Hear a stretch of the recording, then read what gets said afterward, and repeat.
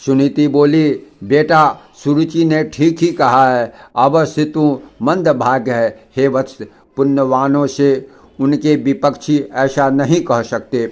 बच्चा तू व्याकुल मत हो, क्योंकि तूने पूर्व जन्मों में जो कुछ किया है उसे दूर कौन कर सकता है, और जो नहीं किया वह तुझे दे भी कौन सकता है।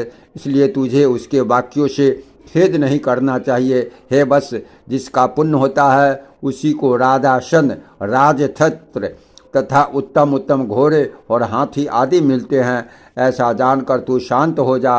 अन्य जन्मों में किए हुए पुण्य कर्मों के कारण ही सुरुचि में राजा की सुरुचि प्रीति है, और पुण्यहीना होने से ही मुझ जैसी स्त्री केवल भार्या भरण करने योग्य ही कही जाती है। इसी प्रकार उसका पुत्र उत्तम भी बहुत बड़ा पुण्य पुंज संपन्न हुआ, और मेरा पुत्र ध्रुव मेरे समान ही अल्प पुण्यवान है।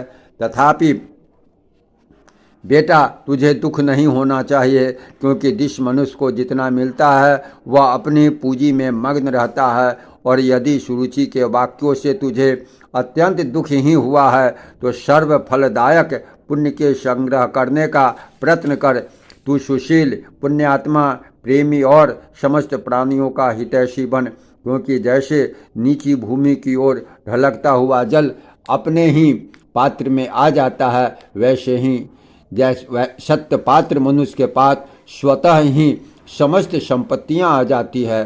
ध्रुव बोला, माताजी तुमने मेरे चित्त को शांत करने के लिए जो वचन कहे हैं वे दुर्वाक्यों से विधे हुए मेरे हृदय में तनिक भी नहीं ठहरते। इसलिए मैं अब वही प्रयत्न करूँगा जिससे संपूर्ण लोकों से आदरणीय सर्वश्रेष्ठ पद को प्राप्त कर सकूं। राजा की प्रेयसी तो अवश्य सुरुचि ही है। मैंने उसके उदर से जन्म भी नहीं लिया, तथापि हे माता, अपने गर्भ में बढ़े हुए मेरा प्रभाव भी तुम देखना। उत्तम जिसको उसने अपने गर्भ में धारण किया है मेरा भाई है। पिता का दिया हुआ राजासन वही प्राप्त करे, भगवान करे ऐसा ही हो।